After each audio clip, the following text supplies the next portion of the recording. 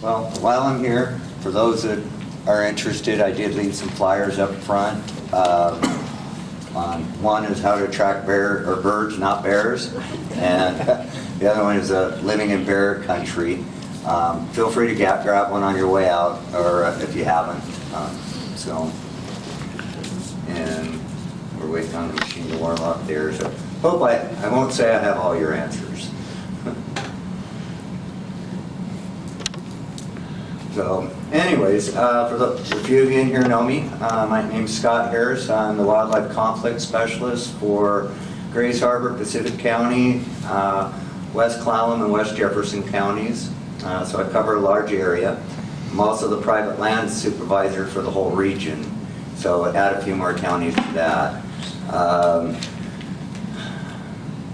The main goal of why I'm here is to talk about living with wildlife, but really just to kind of discuss the bears and what we're kind of seeing happening out there.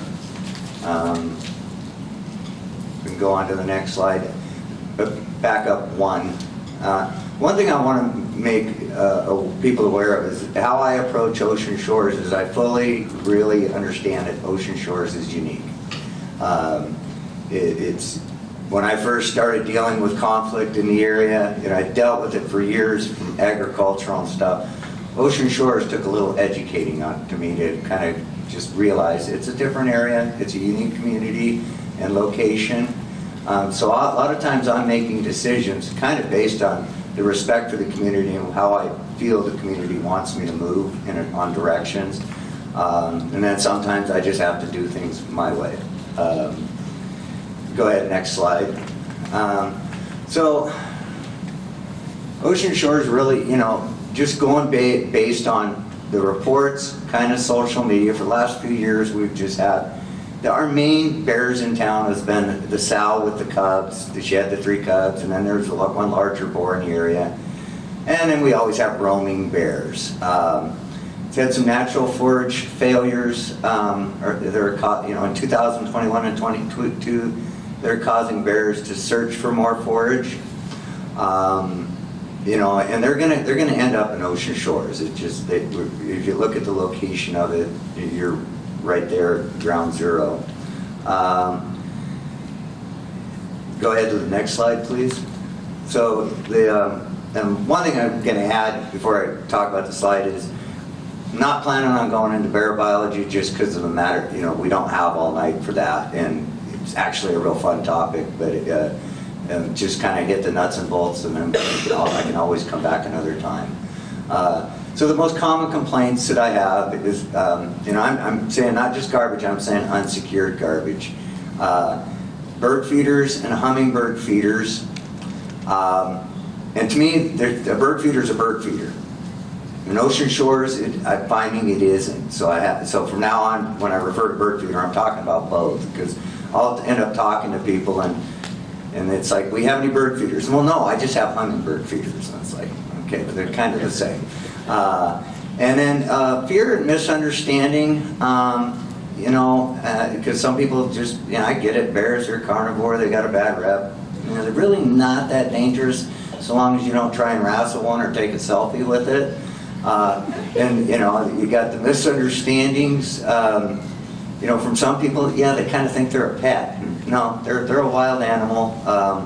We shouldn't be feeding them, and we should do everything we can to discourage them to just be bears and move on. Let's see, go ahead, the next slide. So the nuts and bolts of it, last time I was here was when they strengthened the feeding ordinance, which I think has helped, but there's still a feeding problem out there. Intentional and unintentional feeding is the problem. That's why the bears are hanging around. That's why a lot of the problems that we're having. And then again, environmental conditions are exacerbating the problem with bears. In 2021, bear crop, our natural forage wasn't great. We got a lot of stuff got cooked in that heat wave we had. This year, a lot of stuff didn't get pollinated because it was a little cold for the bees, so a lot of the berry crops are really bad. So, you know, I'll just say Ocean Shores is not the only area. The whole West Coast, even in Eastern Washington, things are blowing up. And we've had to make some really tough decisions lately. Go ahead with the next slide. So the simple solution, no, I shouldn't say simple, the solution to minimize bear conflict and save some bears, hopefully. Secure food sources, stop the irresponsible feeding of birds and other wildlife. The one thing that I've noticed out here, you know, I monitor a lot of social media. I really get the feeling that some people are intentionally leaving their bird feeders where bears can get to them just so they can get a picture. And we really need to encourage people not to do that, because it's not going to end well for the bear, or, you know, in the long run. Educate. I think, you know, I think we do a lot for educating out here, just in talking to people. I think you know, your code enforcement is top notch at educating people. Enforce codes. You guys do a great job. I mean, I wish every city, you know, I know they try. You can't get everything, but I mean, I work with a lot of cities, and I really appreciate what I see out here. And then RCWs, which that kind of falls on us, well, both the Ocean Shores Police and us, specifically some of the Title 77 stuff. But that's easier said than done. And then the big thing is respect wildlife. Feeding wildlife is not respecting it. Leaving it alone, letting it do its own thing and be natural is respecting it. Go on to the next slide. And just kind of throwing that up there, a lot of people do not realize that there is a state law against negligently feeding or attempting to feed or attracting large wild carnivores. You know, and then go to the next slide. I mean, yeah, and then there's, you know, so negligently could be just putting your food outside. You know, you're, you know, not storing food properly. Intentionally feeding is, you know, is basically people who intentionally feed large carnivores. Then that is a misdemeanor, so it does come with a little stiffer sentences. And notice the door hanger. In some areas, we've started to use those. And, you know, haven't out here yet. I honestly don't have the time to come out and do it. And just driving around today, from what I've seen, it would take weeks. So, anyways, next slide. So securing garbage really is, and that by the way is my garbage can. I live in an area where we have bears, and you know, and raccoons and wind. So I don't, you know, I secure it when I'm not, you know, when I put it out, I don't put it out until in the morning. You know, LeMay sends me a text when it's my garbage day. I know I got to drag it out there. Hopefully I didn't get called out early and forget, because that means there's also stinky stuff in the fridge that's going to sit there a little longer than I want. And then most important, put the garbage out the morning of.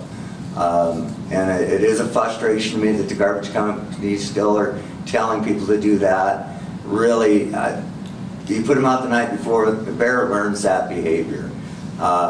You know, we've even documented where bears go and hibernate, you know, 15 miles away or whatever. They know which day garbage day is and who's got the best garbage can. They'll get up, go for a stroll, grab a snack, and go back. You know, they're pretty smart. So next slide. The biggest thing is, you know, like I say, stop feeding wildlife. Stop the irresponsible bird feeding, as I kind of said before. There's still deer and raccoon feeding. I can tell that just by pictures I see on Facebook and whatnot. People are loving these animals to death. And then sadly, that picture is from Ocean Shores. So, you know, I can just say my heart dropped, you know, when I seen that picture. That's not good. So let's move on to the next slide. So everybody always wants me to relocate animals. It's a tool, but it's not a solution. There's always safety issues when setting a trap, usually time consuming. That bear in that picture happens to be a bear that we did remove from Ocean Shores last week. I've got approximately 16-hour day into mobilizing, marking, and transporting that bear. There's just a lot that goes into it, and I'll go into it in the next slides about how hard it is to relocate, but there's limited places to put them. Considerations, residents, we got people that live all over out there. If I take a really bad behaving bear, and whose backyard am I putting it is what it kind of comes up to. There's campers. If you're out there camping, you're doing everything right, maybe you don't have the best camp, but most bears are going to avoid you, but then there's this one, he knows what what those Hostess donuts smell like, and he's going to come in and grab them. Hikers, run the risk. And then the bear. I'm taking a bear, putting it out into an area where it's not familiar with anything, so it's got to learn the area. Other bears, they get kind of territorial, especially if it's males, and so they could be a lot of fighting. So it's not like I'm putting them off in the happy bear land. And there's like I say, there's more than that. I'll just kind of move on, keep going. So this is kind of what everybody sees when they look at our areas. We've got all these forest lands. At the very top, I got a pin. It's called Brandonberry. And that's on the Hoh River, and most people don't even know that little community exists. But yeah, it's just kind of an example of these things that are out there. That there's just a lot more there. When I look at that map, I can see where houses are. I mean, I know where camping spots are. They're both, maintain campground and then just popular unofficial campground. So that whenever we have to take that into consideration, and there's a lot of people out in those woods. Go ahead and hit the next slide. So this one, I apologize. I really don't like how I did this, but I did it real quick. What I'm trying to show here is you can see Ocean Shores kind of in the left-hand corner. All that blue is timberland. It is privately owned timberland. I can't just take a bear and throw it out on somebody's private property, so I have to take it up into the national forest.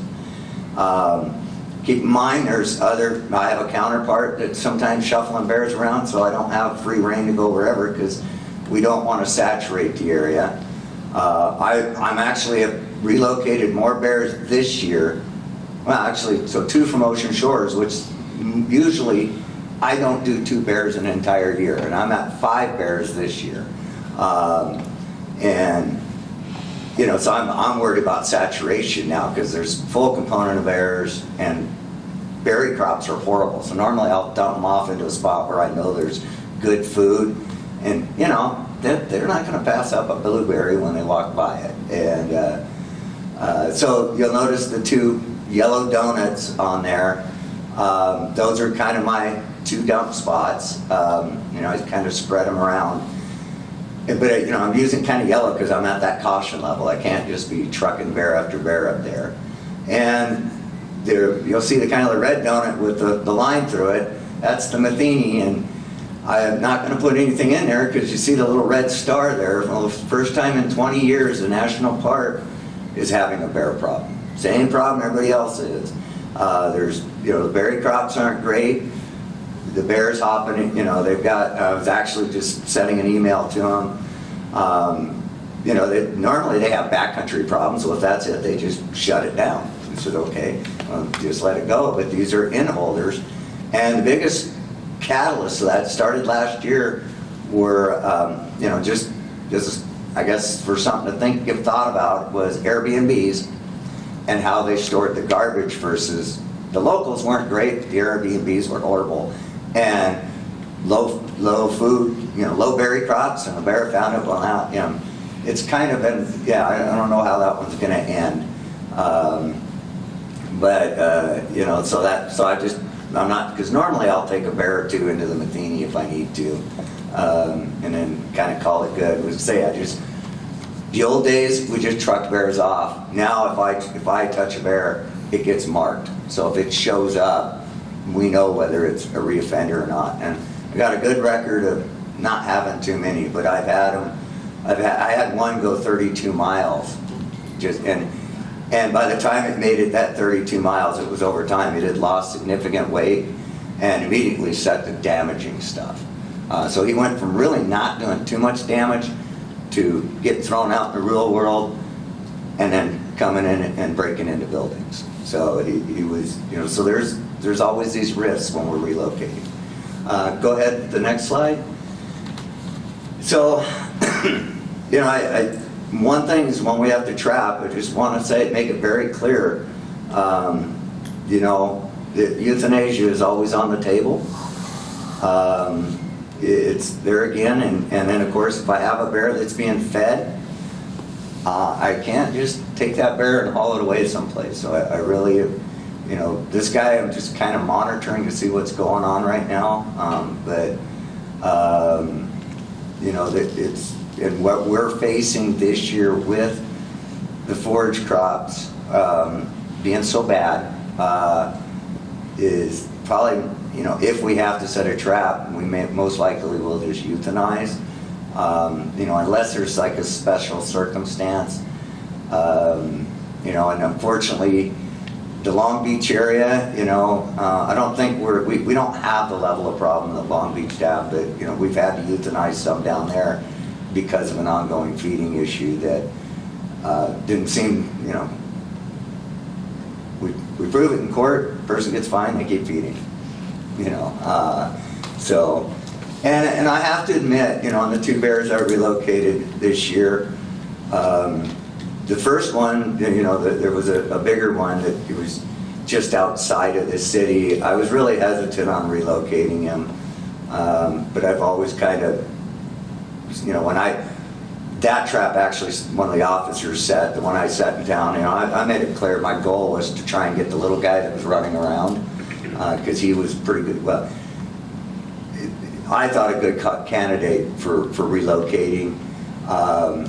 The bear I got in, the little one I got in the trap may or may not be the one I wanted, because it was a little on the chunky side, which, okay, I can kind of expect that with the diet they have.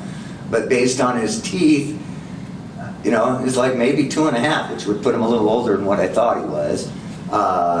And then other morphological features told me, well, maybe it is 1.5. But that's one of the problems you run into when you have these animals that have artificial food sources. They get hard. It gets harder to judge things on them. But even then, his behavior when he was in the trap, it was like, you're just a little too comfortable around me. So I did make his life miserable before I let him go. So I'm hoping that he remembers that and stays away from humans. And just, becomes a wild bear. The other one, we just decided, that, hey, we're going to be talking to the city. We're just going to let everybody know this is kind of where we're at with him. And that one, sometimes, one thing I failed to hit on is a bear in a trap. There's always a way they can get hurt. Immobilizing them, yeah, sometimes it's textbook. I think I've done over 100 bears. The majority of them go fine, but there's always, I've never lost a bear, but I've also had some immobilizations. They don't react right to the drug, dart failures, and so it can get a little sketchy at times. So people watch things on TV and it all looks great. Yeah, not in the real world. So anyways, I think that's it.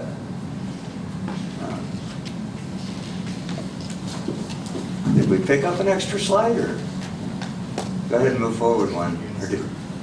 Now it's the same thing, yeah. Well, there should have been a slide in there that said comments, or questions. So let her rip. So Frank and Catherine. Yeah, I'm curious. Do these bears hibernate here in the ocean shores? All bears hibernate. The only reason why a bear doesn't hibernate, so like even bears in Florida hibernate, is the hibernation is an adaptation to a low food time, so lean times. And bears have remarkably developed this adaptation that we won't go into all the science they try to do on it to apply it to humans, because they don't lose any bone density or anything that time. But So get that said, if a bear has an unlimited food source, some of them, they're gonna get up, they're gonna eat, they're not gonna be as hungry. And that, thank you for saying that, because I forgot to say that. I noticed between 21 and 22, we had a lot more bear reports coming in January, in December. Well, that's the food source. And, you know, I actually came out and looked at one person's property where I'm pretty sure, you know, I think they were right, that's where the bear was sleeping. And it'd get up, you know, get on garbage day, hit the garbage cans, and then crawl back into its stump. And we now, you know, that's, with modern technology and collars, they're seeing that behavior. You know, up in the Issaquah area, there was a bear that it was basically hibernating in the median on I-90, and then would get up and, you know, he had his favorite dumpsters, and every few weeks he'd get up and hit them. He knew when it was time. How he had an internal alarm clock that said, okay, now's the good day for that. But he did. So hopefully that answers your question. Thank you. Catherine? So let me clarify. You said you've relocated 2 bears. Is that in 2022 here in Ocean Shores? 2 bears within the last month Okay. from Ocean Shores. One was just outside of city limits, but it was one I know that was going in. How far? And I kind of suspect that one, it was more, you know, the sergeant just, I think that bear was just a bear that happened to be starting to come into town. And because there's a garbage problem just, you know, to the north, you know, I guess that would be the north, or that would be north, one of them. And it was just basically, we rolled it in, grabbed him. You know, we just going to leave the trap for 3 days. And I think on the 3rd day we got him. And so it was kind of just more like, yeah, we don't need any more bears in town. We'll just grab this one and kind of work out, you know, hopefully go And from what there. about last year? Last year, none. I have not Okay. removed any bears from Ocean Shores for 4 or 5 years. Okay. The last one that I removed from Ocean Shores was another one of LaSalle's cubs. Okay. That was just basically being, you know, she and the other cub, that year she had twins, went off and hibernated, and he stayed around being a juvenile delinquent. And we just set the trap because, and that wasn't, at that time I wasn't too concerned about catching any other bears, you know, or non-targets other than, you know, some raccoons or skunks or house cats, and just turn those loose. But it took a few weeks, and he finally hopped into it. You know, I should add, it's very hard to trap a bear in Ocean Shores. They're pretty picky. My donuts and vanilla extract, they kind of turn their nose up at it. You know, they got some good eating out here. So. And do you collar them when you catch them and relocate them? So when I relocate them, I do immobilize them. I kind of give them a quick physical. You know, I always want to make sure that there isn't something wrong with them that's going to prevent them from making a living out in the woods. Sometimes you'll find them and you'll get them in the trap, and you know, I've seen where you have one that just shows up, starts causing havoc, and you get it in a trap and it has no teeth. It's so old that, yeah, you know, so there's no, at that point, you know, they're dying. So, and once I immobilize them, they always get an ear tag. I don't collar. Okay, so an ear tag, okay. Yeah. So you can identify the same bear the Yeah, next if time. it comes back, it's got a number, and that's part. Well, that's my main reason. The old days, it was trap and dump. When I first really started, you know, when conflicts came over to wildlife management, prior to that, it was just running bears, and we had areas where we just seemed to always be trucking bears around. Well, as soon as I marked them and started moving it, and now I got areas that I'm just not moving bears. Part of it was education. People are doing a much better job. You know, I got one area, like I say, my first year, I want to say I moved 7 bears out of. I haven't moved a bear out of there in 6 years. You know, it just hasn't been a problem. So, you know, say everybody kind of got their stuff cleaned up, and I think part of it, you know, it's, you know, one, with officers and myself, you only got so much time, so sometimes it's just run it up and dump them. And that's kind of why, like on this bear from Ocean Shores, especially this youngster, I have a place that I take, you know, like when I get an orphan back from a rehab or I get a sow with cubs, I get kind of those special cases, you know. I have a place that I do take them, and it takes me a long time to get there. And sadly, like normally I get up there and there's berries everywhere. And this year it's really like, I'm just like, come on, little guy, I'm hoping you know, stay put for a while, so. Thank you. Scott? Wait, are there any questions first? Okay, I just wanted to say that I am in constant communication with Scott Harris. He does an absolute wonderful job. For those in the audience who don't know this, he constantly monitors our social media feeds. He sees pictures. He's constantly in contact with our code enforcement officer. We couldn't really have anyone doing a better job than Scott Harris is, and I just really wanted to thank you for coming tonight. Thank you. I appreciate it. And if you guys want me to come back, let me know. Thanks, Scott.